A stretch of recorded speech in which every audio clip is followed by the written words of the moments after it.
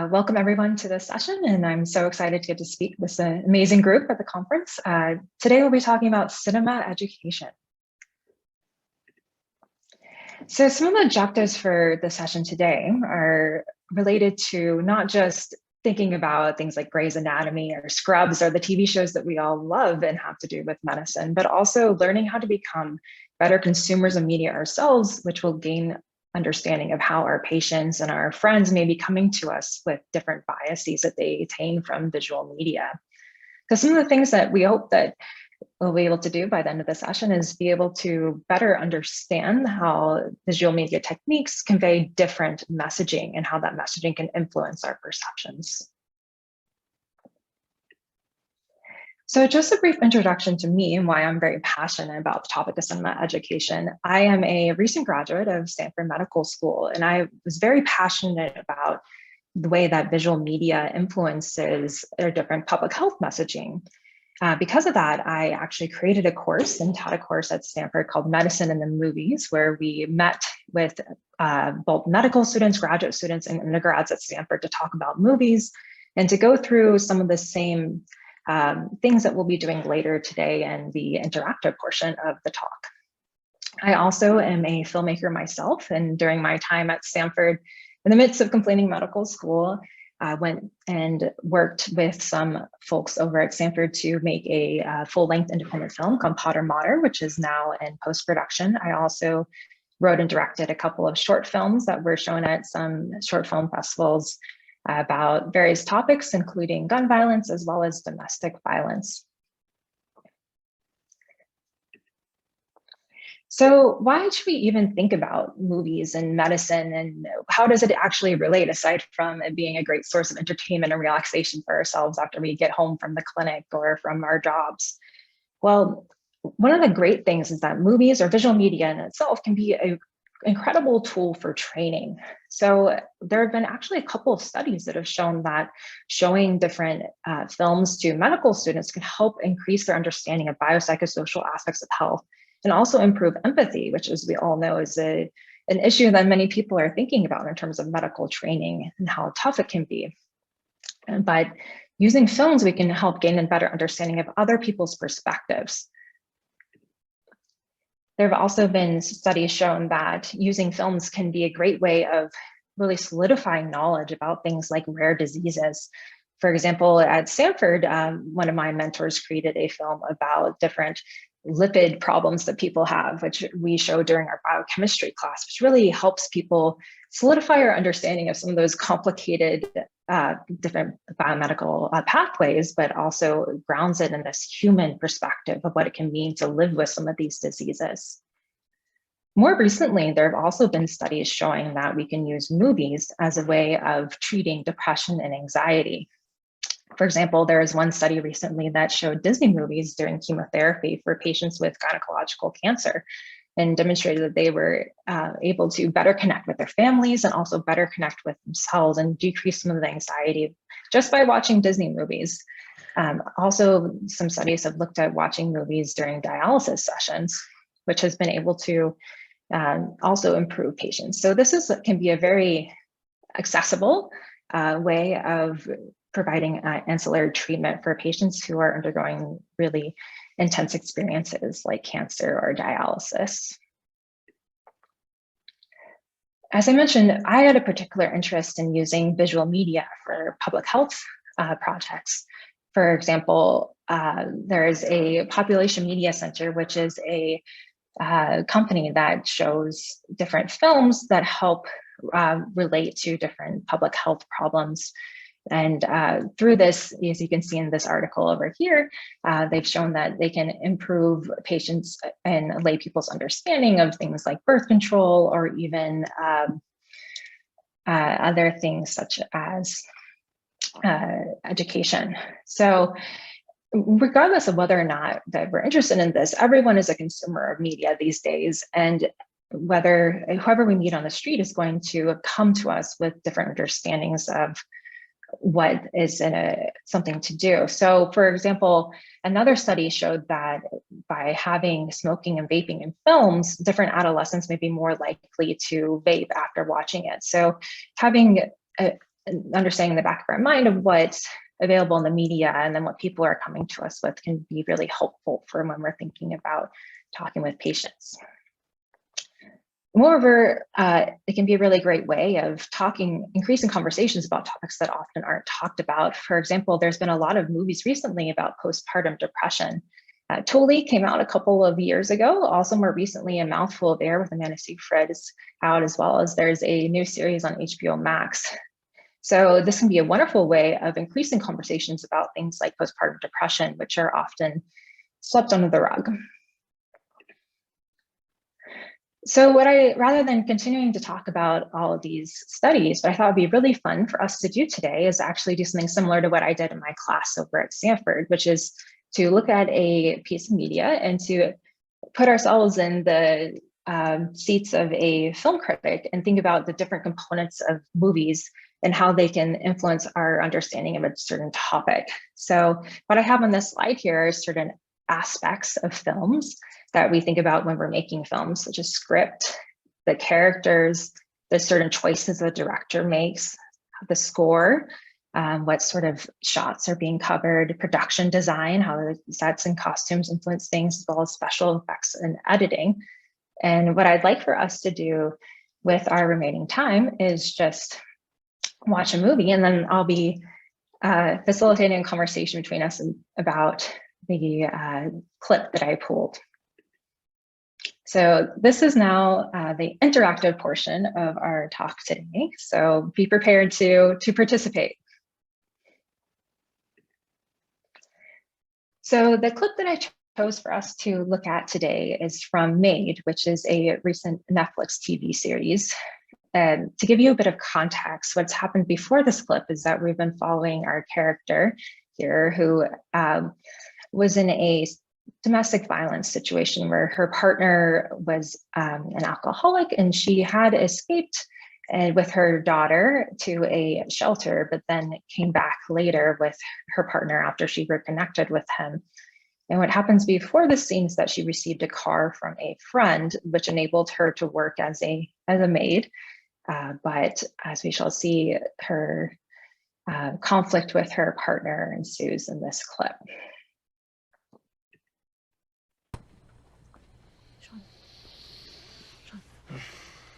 Where's my car? Yeah. Where's my car? Nate's car. What?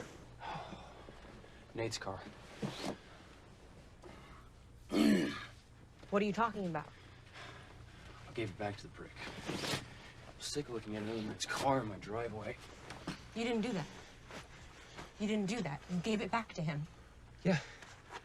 No. No. Look, if he wants to do charity work, No, no.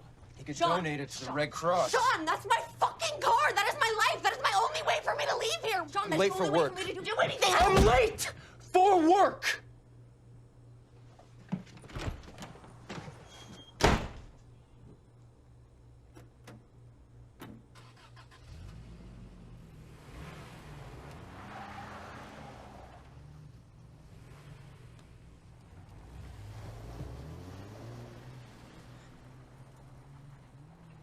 I'm so stupid.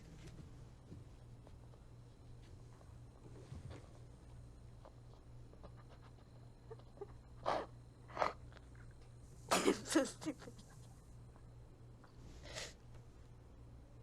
I'm so stupid. We're going on a Bear hunt. We're going on a Bear hunt. We're gonna catch a Big one. We're gonna catch a Big one. We're going on a Bear hunt. Come on, Maddie.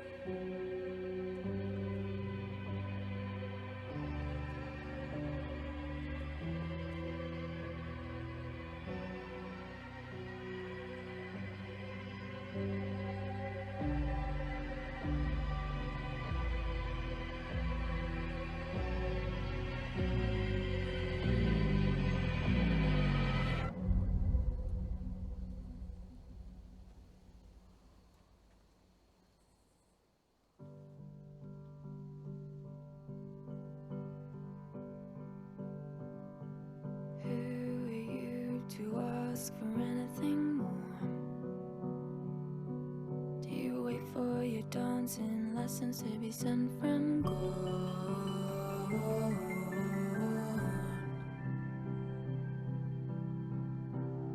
He'd like his light to shine on you.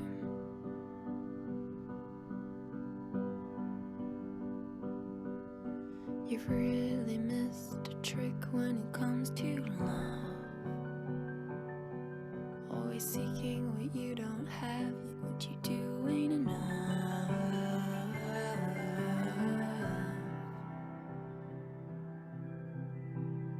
You'd like a light to shine on you.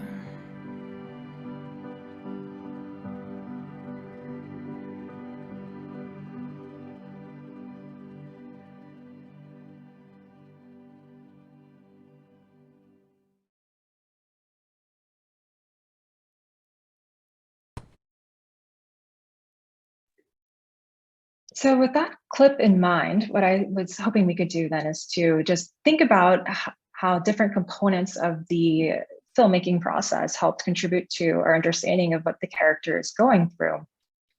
So the first discussion question that I had prepared was I was curious about your understanding of how the music supported the different moods that are present in the clip. And feel free to unmute yourself and shout out.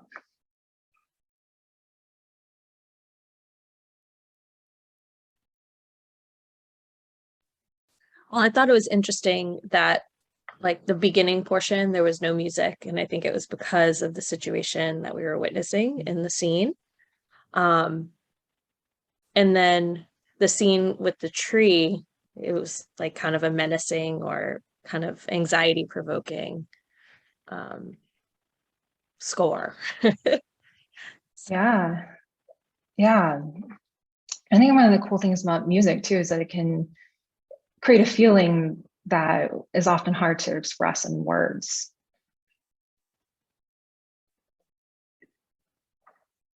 Another thing that a lot of people think about when you're making movies is the created environment. So that's the costumes, the set pieces, even what we talked about with the trees. So how did the created environment heighten the atmosphere?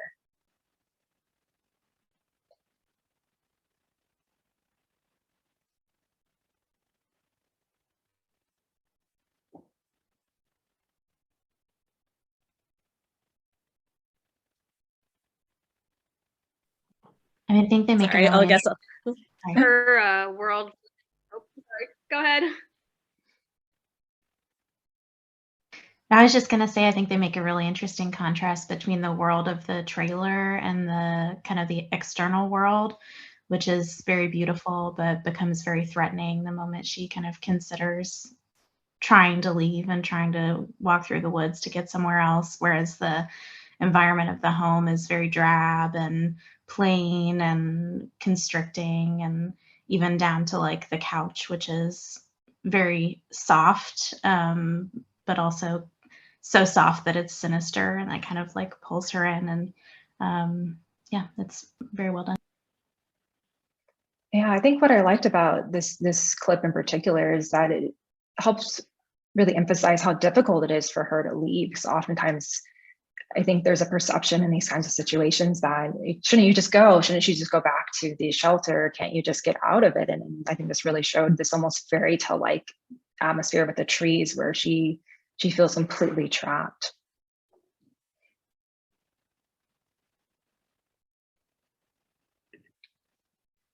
Another thing that I think really helps support that is the editing. So editing is when you think about sticking the different scenes together, or even looking at what they decide to show as inserts. So that's usually when you look up a close-up of something. So how did the editing support the flow between the different scene components?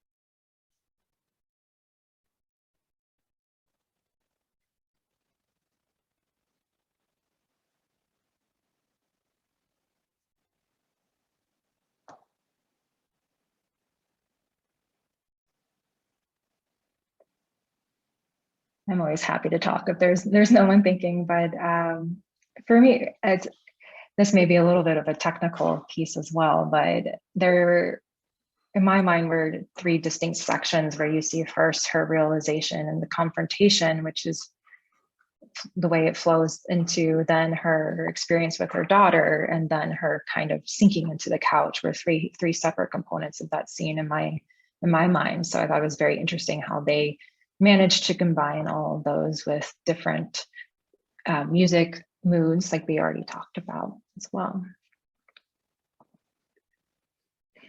And I think the most striking aspect of this scene in particular is her sinking into the couch, which almost has a music video like feel to it, especially with the music behind it.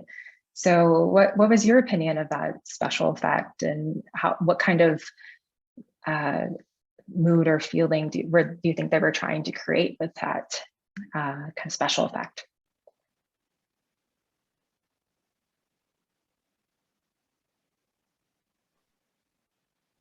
It was pretty cool to see the thinking, because to me it reminded me of just being stuck where you are. Like she can't go anywhere, she can't move, she's just like, surrounded by her situation, and nothing can change. And I think it makes people feel like what she's feeling, but just by watching, just like her mood and her opinion and like her whole situation is just symbolized by like her lack of being able to do anything and just being in the couch.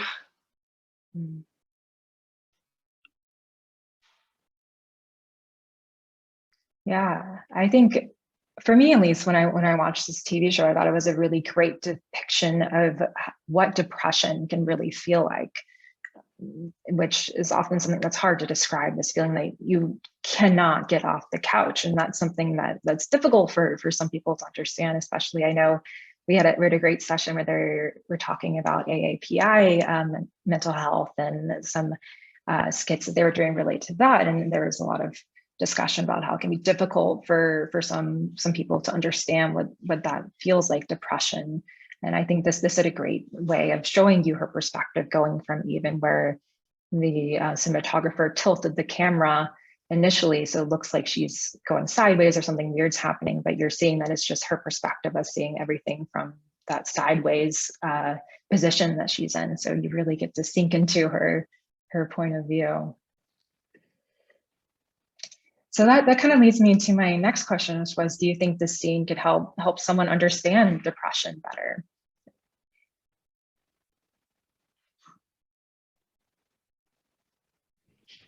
I mean, I think depression is a little bit complex and it's different for everyone. So this could be one depiction of it, I guess. But like, yeah, there's multiple, in my opinion, I think there's multiple levels to it. But I think it's a good depict. I don't know. I interpreted like the sinking kind of being her in the background and kind of falling away. Yeah.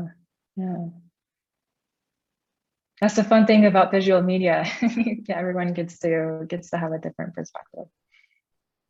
So I have not seen the show. It's been on my list, and I understand that there's a big generational component, like mothers and daughters, and they explore different time periods in the lives. But one of the things that I like about this depiction of domestic violence and depression, like maternal depression, is that the family is kind of included in that scene. So obviously she's the focal point of, being absorbed into the home and the couch, both as somebody who's experiencing violence and somebody who is we're seeing those beginnings of her becoming depressed. But also you can see that she's witnessing kind of her family kind of in the distance, and you can see kind of what the child's experience of seeing mom kind of physically sink into the couch might become. And it's a very elegant way to kind of include all that information, especially, like I said, I've never seen the show, but I can kind of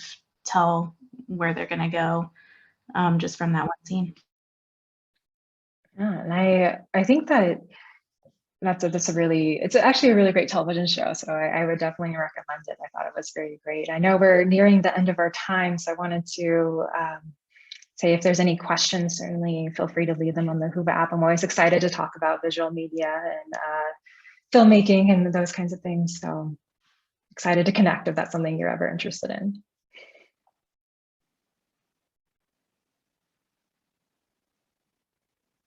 And happy to answer any questions anyone might have.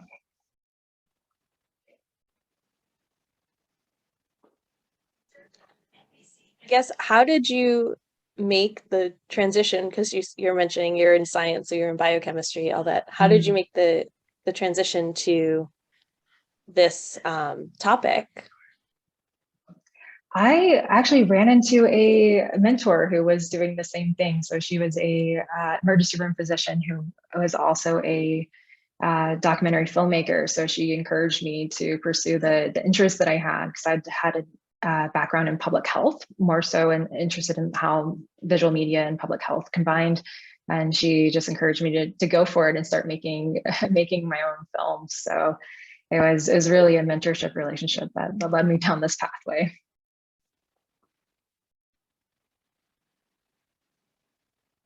Yeah, if you Potter Monitor should be coming out soon if you guys are interested. We're just finishing up post-production now. Well, we have a question in a direct message. She was just asking about if Maid was a TV show or a movie. She came in a bit late. So maybe if you want to reiterate to the people that may have come in a bit late. Sure. Maid is a television show. It's on Netflix. So if you have Netflix, you can watch it. It's based off of a memoir that someone wrote.